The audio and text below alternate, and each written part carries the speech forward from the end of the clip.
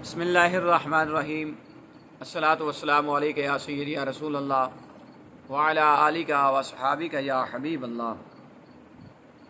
لیلۃ القدر کے نوافل۔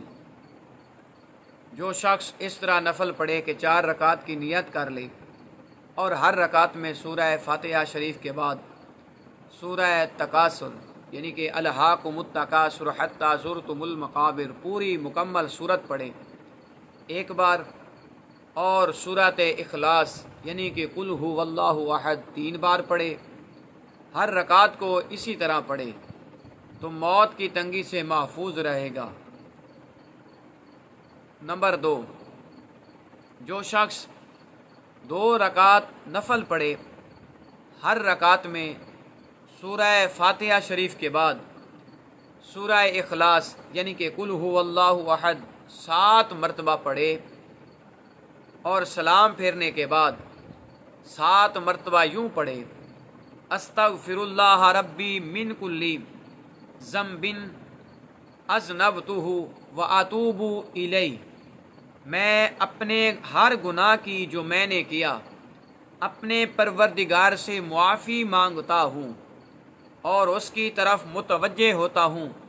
یہ کلمے پڑھے، یہ شخص ابھی اپنی جگہ سے نہیں اٹھے گا حتیٰ یغفر اللہ، حتیٰ کہ اللہ تبارک و تعالیٰ اس شخص کو اور اس کے والدین کی بخشش فرما دے گا، اور اللہ تعالیٰ ملائکہ کو جنت میں بھیجے گا تاکہ اس کے لیے درخت لگائیں اور نہریں جاری کریں اور محل بنائیں۔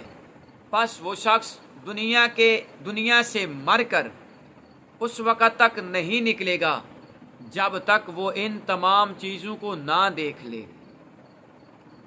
نمبر 3، 4 رکعت نماز نفل پڑھے، ہر رکعت میں سورہ فاتحہ شریف کے بعد سورہ قدر ایک بار پوری صورت پڑھے، اور قل هو اللہ احد سورۃ اخلاص 27 بار پڑھے تو یہ شخص گناہوں سے ایسے پاک ہو جائے گا جیسے آج ہی ماں کے پیٹ سے پیدا ہوا ہے۔ اللہ تعالیٰ اسے جنت میں 1000 محل عطا فرمائے گا۔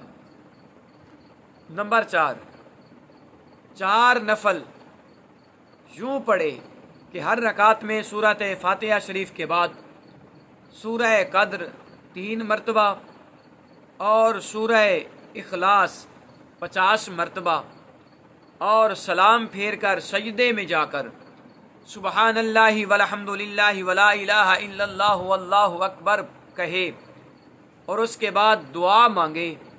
اللہ تعالیٰ اس کی ہر دعا قبول فرمائے گا، بے شمار نعمتیں عطا فرمائے گا اور اس کے سب گناہ بخش دے گا۔ نمبر 5، 2 رکعت نفل اس طرح پڑھے کہ ہر رکعت میں سورہ قدر ایک بار اور سورہ اخلاص 3 بار پڑھے، اس کو شب قدر کا ثواب عطا کیا جائے گا، اور اس کو حضرت ادریس علیہ السلام، حضرت شعیب علیہ السلام، حضرت داؤد علیہ السلام اور حضرت نوح علیہ السلام کا ثواب عطا کیا جائے گا، اور جنت میں مشرق سے مغرب تک ایک شہر عطا فرمایا جائے گا۔ نمبر 6، حضرت سیدہ ام عائشہ صدیقہ رضی اللہ تعالیٰ عنہ نے حضور اقدس نور مجسم رحمت عالم صلی اللہ تعالیٰ علیہ وآلہ وسلم کی بارگاہ اقدس سے سوال کیا، اگر میں لیلۃ القدر کو پالوں تو کیا کروں؟ ارشاد فرمایا میرے آقا علیہ الصلوۃ والسلام نے، کثرت سے پڑھنا اللہم انکا عفو، اللہم انکا عفو تحب العفو فاعف عنی یا غفور یا غفور یا غفور۔ اے مسلمانوں، اس ماہ عظیم کی روح افزا بہاریں لوٹ لو، جس کی ایک رات کا یہ حال ہے کہ ایک بار حضرت موسیٰ علیہ السلام نے بارگاہ رب العالمین میں عرض کی، اے اللہ میں تیرا قرب چاہتا ہوں۔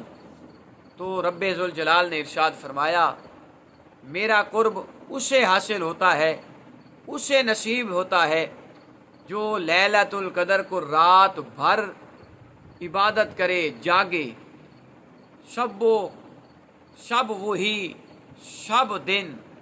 وہی دن ہے جو تیری یاد میں گزر جائے۔ اے اللہ میں تیری رحمت کو دیکھنا چاہتا ہوں۔ فرمایا رحمت ان لوگوں کے لیے ہے جو لیلۃ القدر میں مسکینوں کو کھانا کھلائیں۔ اے اللہ میں پل صراط پر بجلی کی طرح سے گزرنا چاہتا ہوں۔ ارشاد فرمایا یہ اس کے لیے ہے جو لیلۃ القدر کو صدقہ کرے۔ اے اللہ میں ارادہ کرتا ہوں جنت کے درختوں کے نیچے بیٹھنے اور پھلوں کے کھانے کا۔ ارشاد فرمایا یہ اس شخص کے لیے ہے جو لیلۃ القدر کو تسبیح کرے۔ اے اللہ میں جہنم سے خلاصی چاہتا ہوں۔ ارشاد فرمایا یہ اس شخص کے لیے ہے جو لیلۃ القدر کی صبح تک استغفار کرے۔ اے اللہ میں تیری رضا اور تیری خوشنودی چاہتا ہوں۔ ارشاد فرمایا یہ اس شخص کے لیے ہے جو لیلۃ القدر کی رات کو 2 رکعتیں پڑھے۔ سبحان اللہ، کتنی عظیم بات ہے۔ رب ذوالجلال ہمیں لیلۃ القدر کی رات کی تعظیم اور لیلۃ القدر کی رات میں جاگنے، عبادت و ریاضت کرنے کی توفیق عطا فرمائے۔ اللہ کریم اس مقدس رات کے صدقے ہمارے اور ہمارے والدین، ہمارے اساتذہ اور تمام امت مسلمہ کی کامل مغفرت و بخشش فرمائے۔ آمین ثم آمین۔